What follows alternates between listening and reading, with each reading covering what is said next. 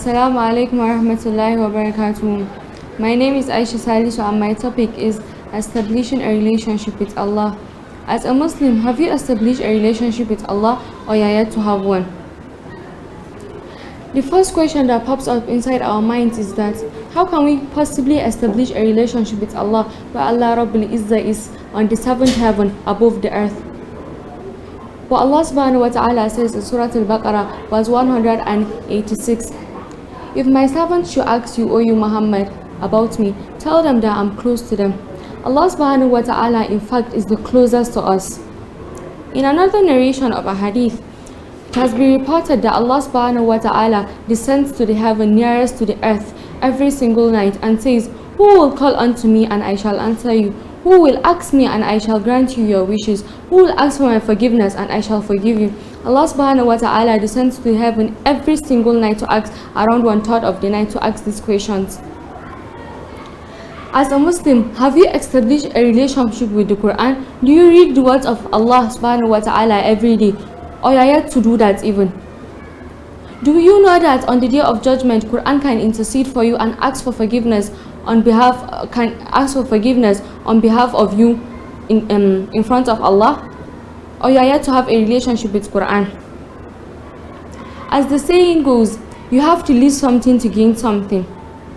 That's exactly what happens when you want to create a relationship with Allah. When you want to create a relationship with Allah, you have to leave the bad you are doing for the sake of Allah. My dear brothers and sisters, is it listening to music that we can't stop doing for the sake of Allah? Is it disrespecting our parents that we can't stop doing for the sake of Allah?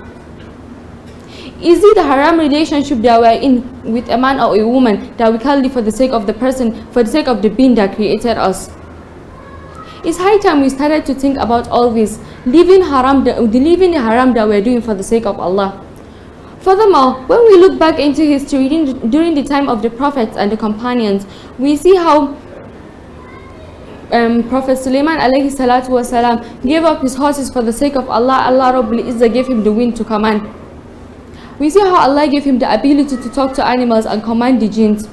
When we look at the life of Maryam radiallahu anha, Khadija radiallahu anha, and Asya radiallahu anha, Asya radiallahu anha gave up the luxuries of this world for the sake of Allah.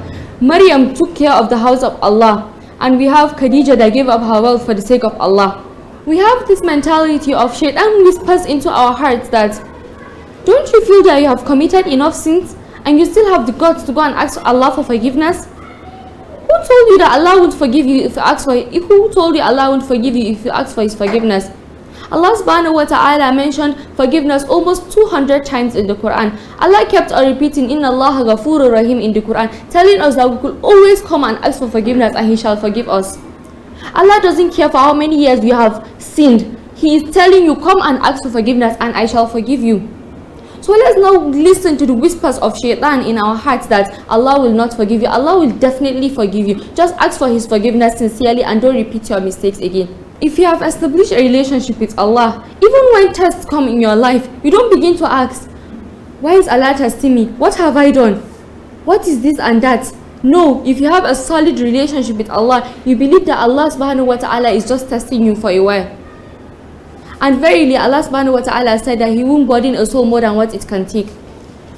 So if you have a good relationship with Allah, you need not to worry about what will happen tomorrow or what happened yesterday. The day you establish a relationship with Allah is the day you attain real happiness. Because it's the day that you stop pleasing people. It's the day that you stop waiting for people to come and praise you. Because you know Allah subhanahu wa ta'ala will like you the way you are. My dear brothers and sisters, Allah subhanahu wa ta'ala makes the effort of establishing a relationship with Allah, with us. Ramadan comes and Ramadan will go. We establish a relationship with Allah during Ramadan and we leave Allah at that point of establishing a relationship with Him, and immediately after Ramadan we leave and then we go back to our old behaviors. Allah subhanahu wa ta'ala comes out every single night. My dear brothers and sisters, Allah came out yesterday, Allah will come out today, and Allah subhanahu wa ta'ala Allah subhanahu wa ta'ala will come out today, will come out tomorrow also. So please, my dear brothers and sisters, as a Muslim, if you have not established a relationship with Allah, please establish one. Because even on the day of judgment, you'll be proud because you already have a relationship with Allah.